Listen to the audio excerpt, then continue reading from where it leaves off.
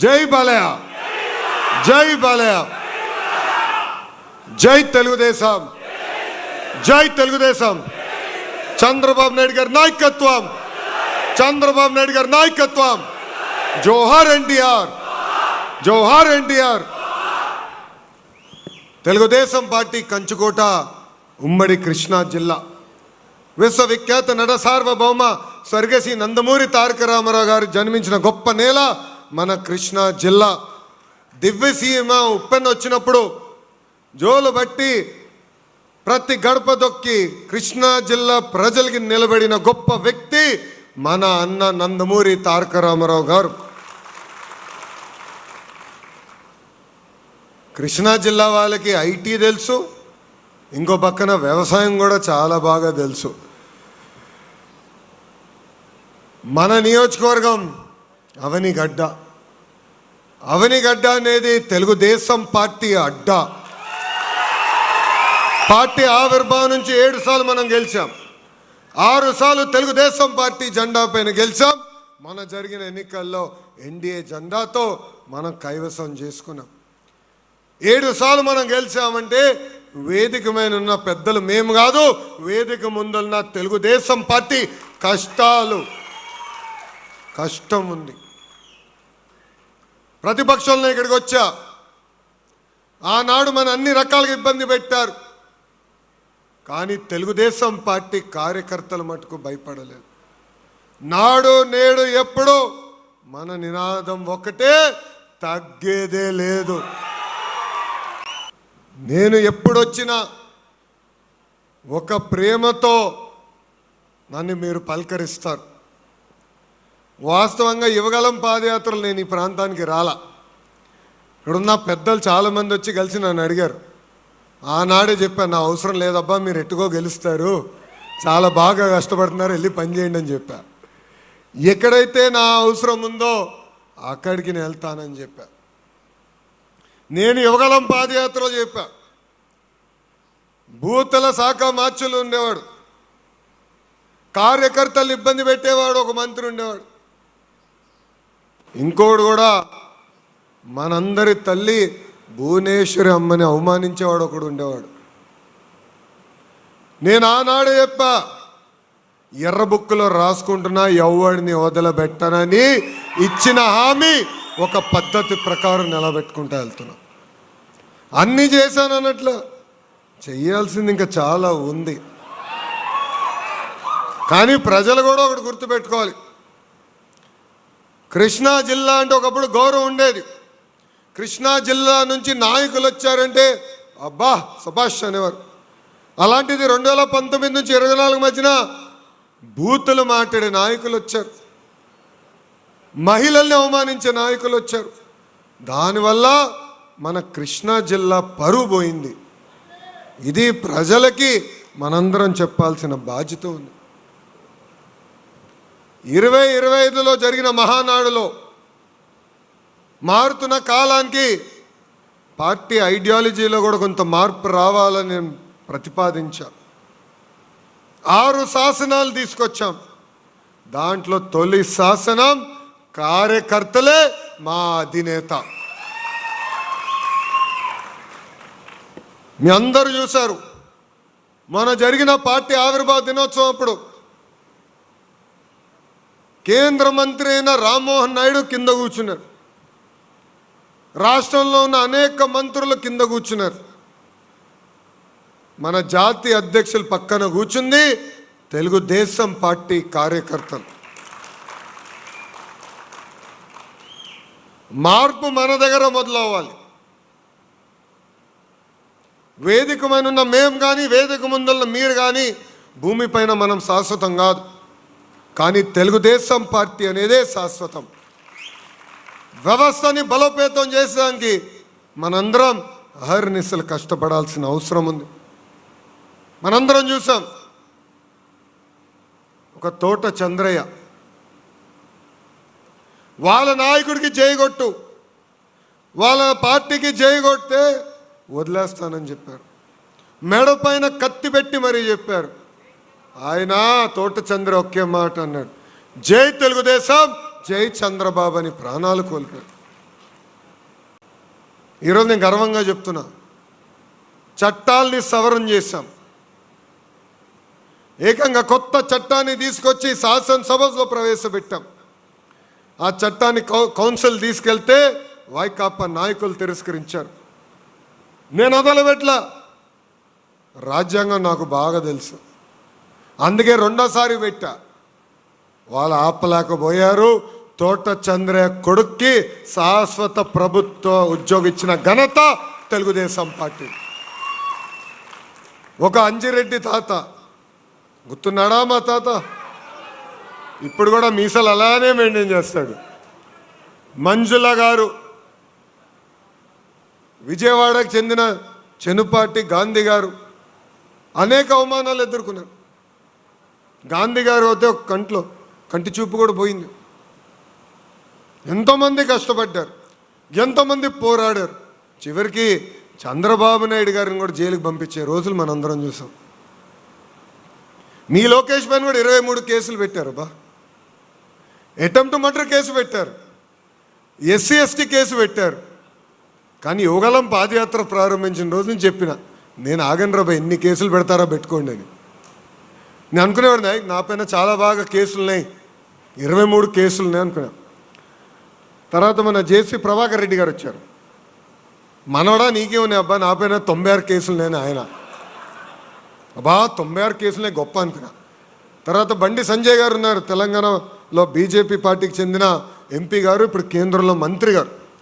ఆయన ఇంటికి భోజనంగా వస్తే నేను ఏదో నవ్వుతాను, అన్న ఎన్ని కేసులు? ఏం పెద్ద లేదబ్బా 107 కేసులు అన్నాడు. అంటే ఎంత కష్టపడ్డారు, ఎంత పోరాడారు. ప్రభాకర్ పెద్ద కేసులు తక్కువ ఉన్నాయిలే, 100 పైన లేవులే. అంటే ఎంత పోరాడారు, ఎంత కష్టపడ్డారు. ఆ పోరాటం వల్లనే ఈరోజు పసుపు జెండా రెపరెపలాడుతుంది. అందుకే ఈరోజు మనందరం అధికారంలోకి వచ్చాం. ఇది మనం గుర్తుపెట్టుకోవాలి. ఇది మీ అందరికి ఎందుకు చెప్తున్నానంటే,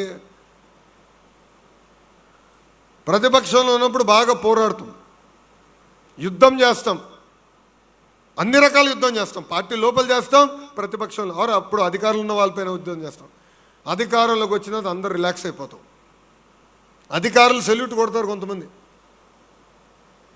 ఎక్కడికి వెళ్ళినా కాలర్ ఎగరేసుకుని వెళ్తాం, కష్టకాలాలు మర్చిపోతాం. ఏదో పొరపాట్లు జరిగితే అలుగుతాం, ఇంట్లో పడుకుంటాం. దానివల్ల నష్టపోయేది మనమే, ఆంధ్ర రాష్ట్ర ప్రజలు.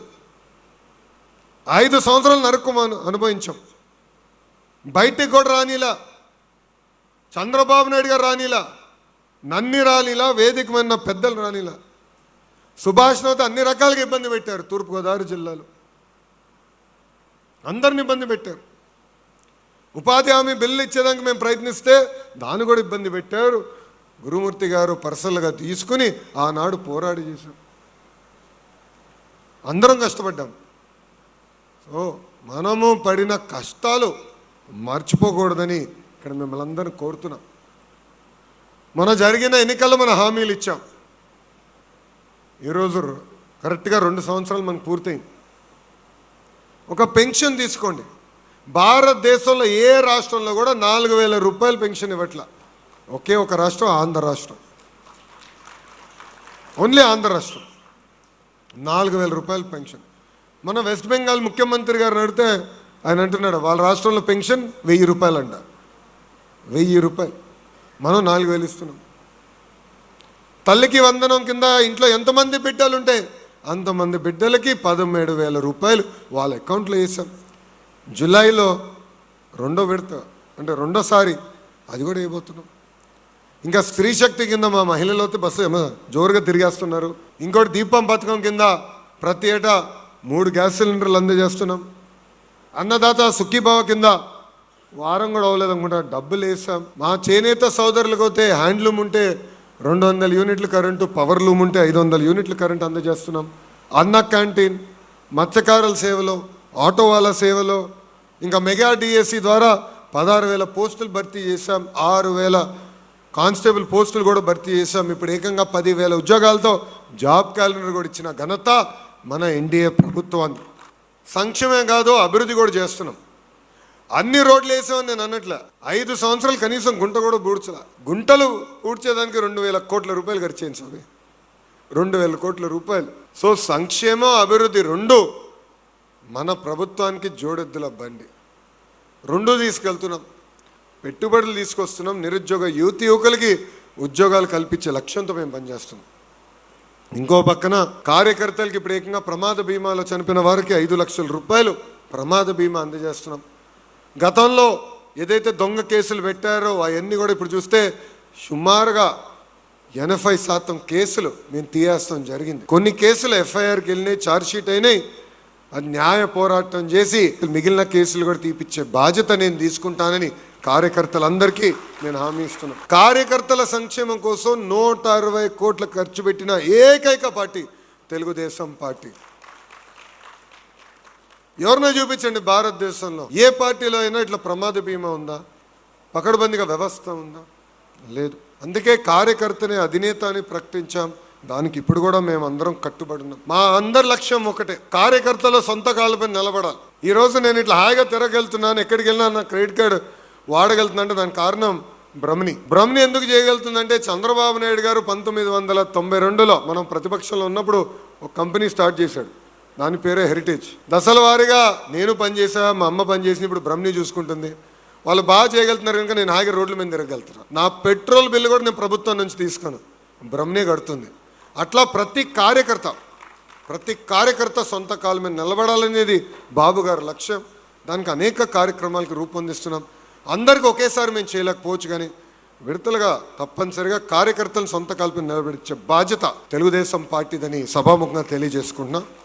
ఇంతేకాదు, మొన్న మేము కొత్త ఒక ప్రయోగం చేసాం. పార్టీ క్లస్టర్ ఇన్ఛార్జెస్ ఉన్నారు కదా, ఇక్కడ చేతుల పైకి ఎత్తండి అబ్బా. క్లస్టర్ ఇన్ఛార్జీలు అందరూ గుడ్, చేతుల కింద దించండి. యూనిట్ ఇన్ఛార్జీలు థ్యాంక్ యూ. మొన్న క్లస్టర్ ఇన్ఛార్జీలు వచ్చారు, ట్రైనింగ్ ప్రోగ్రామ్ జరిగింది, మీరు అందరూ చూశారు. మీ ట్రైనింగ్ అయిన తర్వాత యూనిట్ ఇన్ఛార్జీలు పిలిచాం. ట్రైనింగ్తో పాటు వాళ్ళ హెల్త్ చెకప్ కూడా చేపిస్తున్నాం. మీరందరూ ఆశ్చర్యపోతారు, 75% మంది, మళ్ళీ చెప్తున్నా, 75% మంది నాయకులకి ప్రీ డయాబెటిక్ ఆర్ డయాబెటిక్ అంటే షుగర్ ఫ్యాక్టరీ అయిపోయారు. 75% మంది ఆయిల్ ఫ్యాక్టరీ అయ్యారబ్బా, కొలెస్ట్రాల్. 75% మంది సాల్ట్ ఫ్యాక్టరీ అయ్యారబ్బా, హైపర్ టెన్షన్. నేనే ఆశ్చర్యపోయాను, 75%. దాంట్లో చాలామంది కూడా తెలీదు, ఆశ్చర్యపోయాను. ఇది చంద్రబాబు నాయుడు గారు తెలియజేసిన తర్వాత ఇమ్మీడియట్గా ఆయన ఒకటే అన్నారు, ఆంధ్ర రాష్ట్రంలో ఉన్న క్లస్టర్ యూనిట్ బూత్ గ్రామ మండల కమిటీ సభ్యులందరికీ రక్త పరీక్షలు చేయండి, డాక్టర్ పెట్టి వాళ్ళ చికిత్స అందజేయండి, ఆరోగ్యంగా తయారు చేయండి అని ఆయన చెప్పారు. ఆ కార్యక్రమం కూడా మన నియోజకవర్గంలో శ్రీకారం చుడతాం. మీరందరూ సహకరించాలి, పెద్ద క్యాంపులు పెడతాం, మీ అందరూ సహకరించాలి. ఎందుకంటే సంవత్సరం మొత్తం పెట్టలేం కదా స్వామి, ఒక వారం ఇస్తాం. మీకు పనులు ఉంటాయి కాదని అన్నట్లా, కానీ సహకరించండి, ఒక వారం పెడతాం. రాండి, రక్త పరీక్షలు చేస్తారు అక్కడ, అన్నీ తీసుకొని నీట్గా అన్నీ టెస్ట్ చేసి తర్వాత డాక్టర్లే మీకు ఫోన్ చేసి మీ ఆరోగ్యాన్ని మెరుగుపరిచే బాధ్యత కూడా మేము తీసుకుంటాం. ఈరోజు చూస్తున్నాం, మన జరిగిన యోగాంధ్రలో చంద్రబాబు నాయుడు గారు అంత అద్భుతంగా చేశారు. నేను రాము, మన రామ్మోహన్ నాయుడు ఉన్నాడు కదా, నేను రాము వచ్చాను అనుకుంటున్నాం.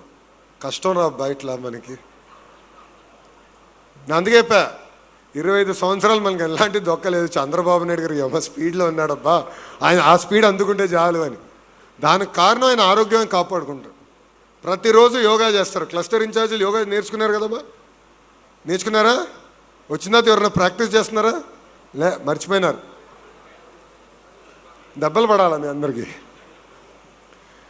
పార్టీ అనేది మంది, పార్టీ అనేది ఒక కుటుంబం లాంటిది. కుటుంబం అన్నప్పుడు చిన్న చిన్న సమస్యలు ఉంటాయి.